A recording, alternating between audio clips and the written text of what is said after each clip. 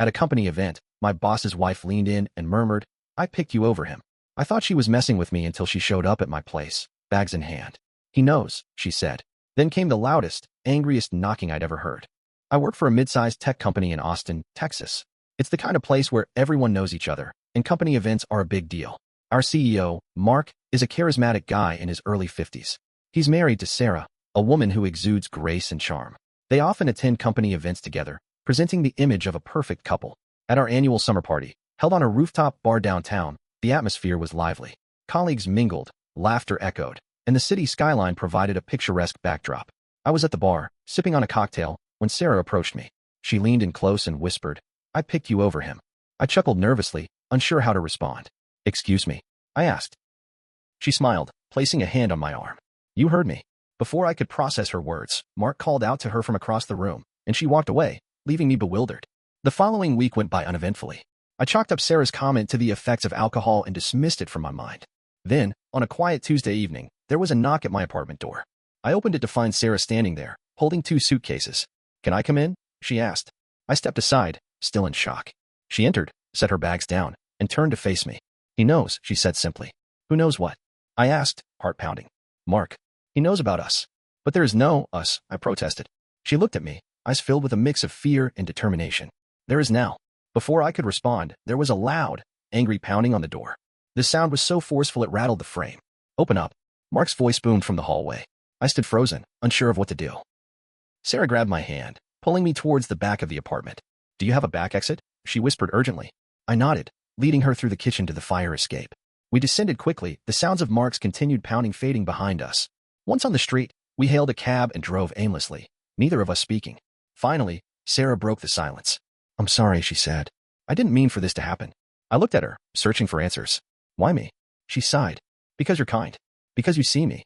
In the days that followed, the office was abuzz with rumors. Mark took an indefinite leave of absence, and Sarah filed for divorce. I was called into HR, questioned about the incident, and ultimately placed on administrative leave pending an investigation. I spent my days in a haze, trying to make sense of what had happened. Sarah and I kept our distance, both needing time to process the whirlwind events. Eventually, I returned to work, but things were never the same. The trust was broken, the atmosphere tense. I decided to resign, seeking a fresh start elsewhere. It's been a year since that fateful night. I've relocated to Denver, started a new job, and found peace in the mountains. Sarah and I occasionally exchange emails, but our paths have diverged. Sometimes, I reflect on the events and wonder how a simple company party could unravel so many lives. It's a reminder of how fragile our realities can be and the unexpected turns life can take. 3 months after I moved to Denver, I got a message from a number I didn't recognize. It was a picture. Just one. Me and Sarah. At a gas station. She was holding onto my arm. I hadn't even noticed anyone around when that was taken. The message that followed just said, "You're not as far away as you think." I stared at the screen for a long time. My stomach dropped. I hadn't talked to Sarah in weeks. Our last message exchange had been polite, short, and dry. There was nothing romantic. She said she was laying low, trying to rebuild her life. I wished her the best. But that picture, it was new. From Denver. It meant someone was watching me now. I called her. She didn't answer. 2 hours later, she replied, "We need to talk. Can I come there?" I didn't answer right away. I didn't know what I was supposed to say. Instead, I paced the apartment, tried to calm down, but my hands wouldn't stop shaking. When I finally wrote back, I just said, "What's going on? Who took that picture?" No response for another day. Then she sent this. "It's Mark. He followed me here. I didn't tell him about you. He found you himself." The next few days were a blur. I didn't sleep much. I kept checking outside my window. Nothing. No strange cars. No knocks on the door. But I could feel it, that pressure in the air when you know something's wrong. Like the calm before a storm. I decided to install a camera outside my door. 2 nights later, the camera caught someone standing outside my building. Just standing, facing the door, not moving. It was grainy, but it was him. I hadn't seen Mark in months, but there was no mistaking the shape of his frame. Tall, broad shoulders. His stance. His stillness. It screamed one thing, rage that had nowhere to go yet. I sent the footage to Sarah. She called me this time. First words out of her mouth, "I think he wants to hurt me. And I think you're the only way he knows how." She told me she had tried to get a restraining order. That it was denied because there wasn't enough evidence of physical threat. I told her to go to the police again. She said she did. They said they'd keep an eye on it. Whatever that meant. The next day, I got a letter at my door. No return address. Just my name, written in sharp, all-caps handwriting. Inside, a single sentence. "You took everything from me. I'm going to take everything from you." I didn't go to work. I didn't leave the apartment. I even put a chair under the doorknob at night like I was in some bad movie. I didn't know what else to do. Then Sarah showed up. Again. This time, she didn't have bags. She had bruises. She didn't say anything when I opened the door. She just stood there, face pale, lip cracked, one eye already purpling. I let her in, heart pounding. He found me, she whispered. She was shaking. Her hands wouldn't stop moving, clenching and unclenching. I sat her down, got her water. I wanted to ask questions, but it felt wrong. Like every word might break her. Eventually, she looked up at me. He said he was going to make me watch. Watch what? I asked. But she didn't answer.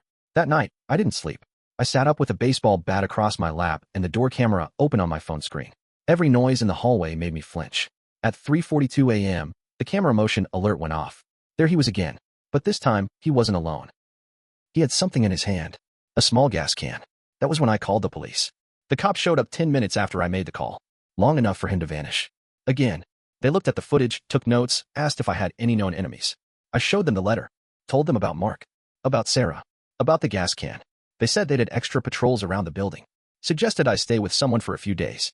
But I didn't have anyone in Denver like that. And Sarah was already here, asleep on my couch, wrapped in one of my hoodies. I thought about checking into a hotel, but that felt pointless. If Mark really wanted to find me, he would. The next morning, something weird happened. I went to start my car and found a photo taped to the windshield. It was old. From the office. Me and Mark in the background, at some company retreat. We were both laughing. It looked like we were friends. On the back, a note. You were never better than me. That hit different. It wasn't just anger anymore. It wasn't just revenge. It was personal. Sarah didn't want to go to the police again. She said he'd just get more careful. That he always did. I asked if he'd ever been like this before. She looked away. Then said quietly, he broke someone's arm once. They didn't press charges. I said, why didn't you tell me all this before? She answered, because I thought I left it behind. A few days later, the patrol stopped. No more updates from the cops. They said there was no immediate threat, and I hadn't been directly harmed, so they couldn't do much unless he did something physical. 2 nights later, my apartment got broken into. I wasn't there. I'd gone to the 24-hour pharmacy because Sarah couldn't sleep, and I figured melatonin or something might help. When we came back, the door was busted in. My place was trashed. Cabinets open. Dresser drawers ripped out. The TV was smashed. He didn't take anything, but he left something. On my bed, in the center of the mattress, was one of Sarah's old wedding photos. Her and Mark. Her smiling. Him looking straight into the camera, with a knife stabbed through his own face. Sarah nearly fainted when she saw it. I didn't even call the police this time. I knew what they'd say. I started packing. Told Sarah we had to go. Didn't know where. Just away. Somewhere off the grid for a while. That's when she told me something that changed everything. I don't think he's just mad about me, she said. What do you mean? I think he believes you were part of something bigger. That this wasn't just an affair. That we were planning something. That you're part of some conspiracy against him. I blinked. What kind of conspiracy? He thinks you, and I, plotted to destroy him. His career. His company. Everything. I thought she was exaggerating. Paranoid. But then, a few hours later, I got an email. No subject. Just a link. It led to a private blog. Only one post. A long rant about betrayal. About corporate sabotage. About losing everything to liars. There were scanned HR reports, financial data from the company, screenshots of my LinkedIn profile, even old Slack messages. Stuff only someone on the inside would have had access to. Stuff I never leaked. At the bottom of the post was a single image, a screenshot of my apartment door, with a red X drawn on it. I realized he wasn't just spiraling. He was building a narrative. Mark wasn't just after me. He was documenting it, turning it into something bigger, making me the villain in his mind. The police still didn't do much. They called it troubling, but not criminal. Said unless he made direct threats, there wasn't much they could prosecute. Told me I should talk to a lawyer about a restraining order. But I wasn't sleeping. Sarah wasn't eating. Every sound made us jump. I started carrying a pocket knife, not because I thought it would help, but because holding something made me feel less helpless. Then came the worst twist of all. One morning, I got a call from my old job. HR. They said they had reopened an investigation into me. Apparently, someone had submitted an anonymous tip with detailed documents. Claims about inappropriate relationships. Breach of trust. Conflict of interest. Manipulating a superior's spouse. They were taking it seriously, and I was being named as the reason for the CEO's mental health spiral. That was when I knew Mark wasn't just trying to hurt me personally. He wanted to erase me. Publicly. Professionally. Maybe even literally. Sarah said, he's trying to ruin your life like he says you ruined his. I asked her again, point blank, was there anything else you didn't tell me? Did you do something that would make him believe I was involved in something real? She went silent for a long time. Then she whispered, there might be. I stood there, waiting for her to explain. Sarah didn't move. Her eyes darted around the apartment, like she was trying to find the right words in the air. I was done waiting. What did you do, Sarah? I gave him access, she finally said. To your files. At work. Before I left him. I froze. What do you mean, access?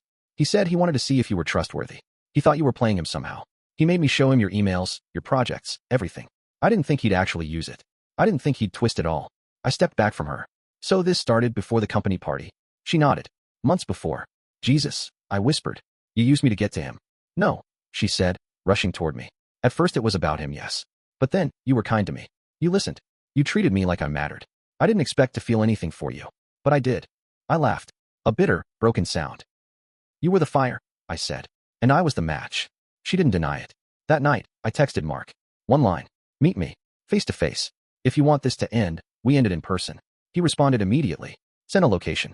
A bar just outside the city. Private. Quiet. Sarah begged me not to go. But I needed to. Not for closure. Not even for revenge. I needed to hear it from his mouth. I needed to see what was left of the man who'd haunted every corner of my life. When I got there, he was already sitting, sipping whiskey like we were old friends catching up. He looked tired. Not wild. Not violent. Just hollow. I was expecting a punch, he said, glancing at my fists. I sat down. You ruined my life. He looked amused. I didn't ruin anything. You handed it to me. You think I planned all this? That's Sarah and I plotted to destroy you. I know what I saw, he said coldly. I know what you did. What you did. You saw what you wanted to see. He leaned in. You think you're the first guy she's used? You think you're special? She's been wrecking lives for years. She gets bored, she finds someone new, and then she makes them the hero of her story. Until it explodes. His eyes burned into mine. You're just a footnote. That hit harder than anything. I got up. Couldn't sit there anymore. Then I turned around. Just so you know, I said, you're not the victim here. You're the fallout. Back home, I told Sarah everything. Word for word. She didn't cry. She didn't deny. She just said, that sounds like him. The next morning, she was gone. Left a note. Said she was tired of the destruction. That she had to figure out who she really was when she wasn't hiding between men. No goodbye. No return address. The police found Mark 2 weeks later. Drunk, trespassing on his old company's property. He was detained, charged with stalking, and later forced into a psychiatric evaluation. Last I heard, he was undergoing treatment. As for me, I lost my job. My reputation in the industry? Shaky, at best. Some people believed I was just collateral. Others think I was the one pulling strings. I got a job at a smaller startup, far from Austin or Denver. Quiet place. I don't talk much about what happened. But sometimes people look at me like they know. Like they've heard whispers. I've started sleeping better. But I still flinch when I hear a knock after dark. I haven't heard from Sarah since. Sometimes I wonder if she meant what she said that first night. I picked you over him. Now I think, maybe that wasn't a confession. Maybe it was a warning.